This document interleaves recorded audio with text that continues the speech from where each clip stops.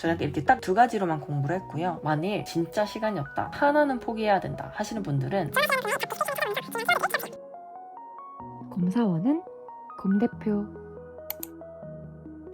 안녕하세요. 검사원은 곰대표의 핑곰입니다. 최근 비즈니스 도메인과 직무를 막론하고 데이터 활용 능력이 강조되면서 많은 분들이 활용성 높은 SQL에 대해 관심이 많은 것 같아요.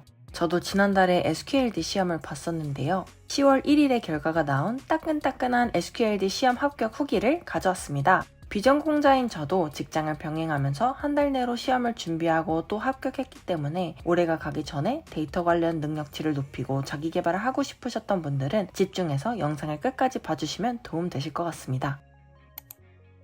먼저 SQL 국가공인 자격증은 한국데이터산업진흥원에서 주관하는 자격증입니다. 크게 두 가지가 있는데요. 이 중 SQLD는 데이터 모델링에 대한 이해와 기본적인 SQL문을 출제하고 있고요. SQLP는 SQLD 시험 과목에 고급 활용 과목들이 추가되어 있습니다. 웹상에 시험 합격 후기가 많긴 한데 정말 필요한 정보들을 한 번에 다 모아둔 후기는 정작 찾아보기 쉽지가 않아서 이렇게 영상을 준비해보았습니다. 첫 번째는 응시료 및 접수 방법입니다. 우선 자격증 응시료는 5만원이고요. 아래 사이트에서 시험 접수를 하실 수 있습니다. 성적 발표는 시험 응시 이후 약 한 달 있다가 납니다. 저는 2021년도 9월 5일에 시험을 봤었고요. 10월 1일에 성적 발표가 났습니다.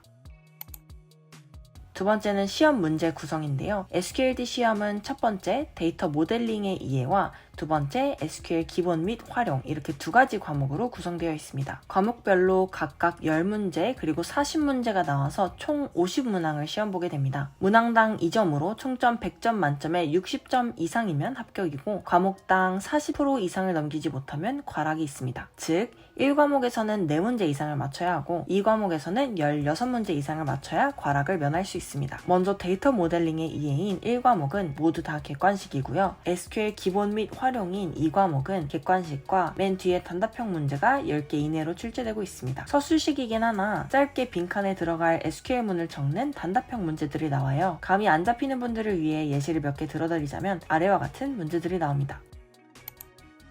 세 번째는 시험 난이도입니다. 인터넷에 비전공자도 일주일 공부해서 합격했다, 2, 3일 공부했다는 후기들이 좀 있어서 사실 좀 만만하게 봤던 시험인데 비전공자인 제 입장에서 봤을 때에는 자칫하면 합격을 못하겠다 싶은 시험이었습니다. 생각보다 꼼꼼하게 공부해야 하는 거를 시험 당일날 좀 많이 느꼈었고요. 그래도 5만원이나 주고 시험을 보는 만큼 열심히 잘 준비해서 시험 보시면 좋을 것 같아요.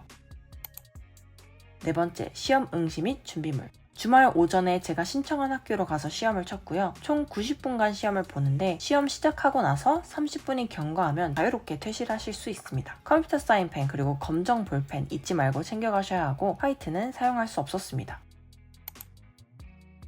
다섯 번째, 공부했던 교재와 공부 방법입니다. 우선 제가 봤던 자료로는 요 노랭이 책이랑 네이버 데이터 포럼 카페에서 공유되고 있는 서브노트들이 있습니다. 저는 딱 이렇게 두 가지로만 공부를 했고요. 서브노트들은 아래 설명란에 링크로 첨부해 둘 테니 필요하신 분들은 링크를 참고해 주시면 좋을 것 같습니다.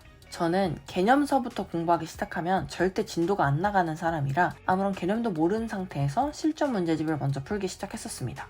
이 책으로 총 3회독을 했었는데 1회독에서는 답을 모르는 문제들은 해설지를 보고 이해하려고 했었고요. 더 이해가 필요한 내용들은 서브노트와 유튜브 영상들을 참고했습니다. 1과목 데이터 모델링의 이해 부분은 단순 암기형 문제들이 많아서 이해하기보다는 개념을 나눠서 암기하려고 했습니다. 가령 데이터 추상화, 단순화, 명확화 같은 키워드들이 있는데 그냥 정의 그대로 암기했습니다. 시험에서도 워딩이 동일하게 나와서 개념이 온전히 이해되지 않는다면 텍스트 그대로 외워가셔도 됩니다. 정교화나 반정교화 같은 개념들은 솔직히 서브노트를 보고도 이해가 잘 안 돼서 SQL 전문가 정민아님의 영상들도 참고하였습니다. 이 과목 SQL 기본 및 활용의 경우 최대한 해설을 보면서 이해하려고 했었고요. 이해가 되지 않는 개념이 있을 때에는 텍스트를 읽기보다는 유튜브 영상들을 찾아보면서 1회독을 했었습니다. 가령 셀렉트문은 뭐고 그룹바이랑 해빙을 어떻게 사용해야 하는지 유튜브 영상으로 그때그때 찾아서 공부했습니다. 유튜브 영상을 봤는데도 불구하고 도저히 이해가 안 된다, 너무 어려워서 사기가 오히려 꺾인다 싶을 때에는 책에 표기만 해두고 그냥 과감하게 넘겼습니다. 이렇게 끝까지 쭉 1회 독을 하고 나서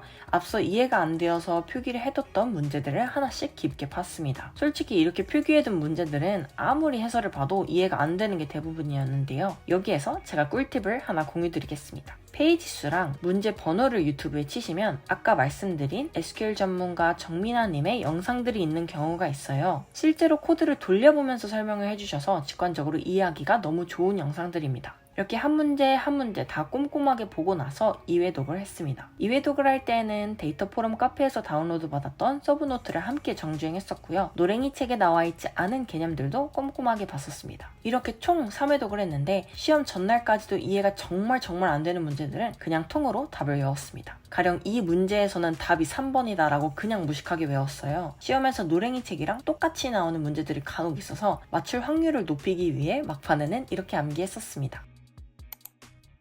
6번째는 시험 준비 기간인데요. 위 방법으로 공부해서 저는 비전공자인데 총 4주를 잡고 준비를 했습니다. 사실 말이 4주긴 하지만 4일 동안 야근이나 대학원 수업 때문에 아예 책을 못 펼쳐본 적도 있었고요. 가장 길게 공부했던 것도 하루에 4시간 정도였던 것 같아요. 이 점 참고해서 투자하실 수 있는 시간 기준으로 생각해 주시면 좋을 것 같습니다. 노란책 1회 독이 2.5주 정도가 걸렸고요. 그 이후에 서브노트랑 노란책 2, 3회 독하는 거를 나머지 1.5주 동안 했던 것 같아요. 만일 전공자분들이거나 시간을 꽤 투자할 수 있는 분들이라면 저처럼 1회 독을 하는 데에 드는 시간이 길진 않을 것 같습니다.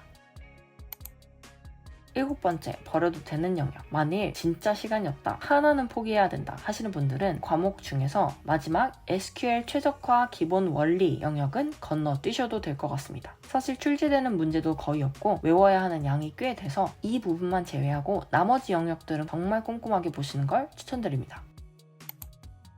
마지막으로 이 자격증 준비를 추천하느냐 비추천하느냐의 문제인데요. 이 문제는 많은 분들의 의견이 갈리는 것 같습니다. 저도 SQLD 자격증이 단순 스펙용으로는 메리트가 없다, 실무에서는 잘 활용하지 않는다 라는 글을 많이 봤었는데요. 사실 단순한 스펙이라도 정말 필요한 상황들이라는 게 있잖아요. SQL 시험을 통과했다는 게 SQL 쿼리를 잘 짠다거나 데이터 분석을 할 줄 안다는 잣대가 절대 되지 않겠지만, 그래도 다른 프로젝트나 업무적으로 SQL 실력을 보여줄 수 있는 상황이 아니라면 내가 SQL을 공부했고 어느 정도 활용할 수 있다는 최소한의 증명이 될 수 있을 거라고 생각합니다. 또 여타 국가공인 시험이나 외국어 시험에 비해서는 한 달이라는 시간 투자 대비 취득이 엄청 어려운 시험은 또 아니라는 점도 장점입니다. 요약하자면 SQLD 자격증 공부 내용이 데이터 분석 실무에 직결되지 않을 수 있다는 부분은 사전에 감안하고 공부하시되, 짧은 시간 내에 컴팩트하게 공부할 수 있다는 것과 최소한의 증명이 된다는 메리트를 보시는 분이라면 저는 SQLD 자격증 공부를 추천드리고 싶습니다.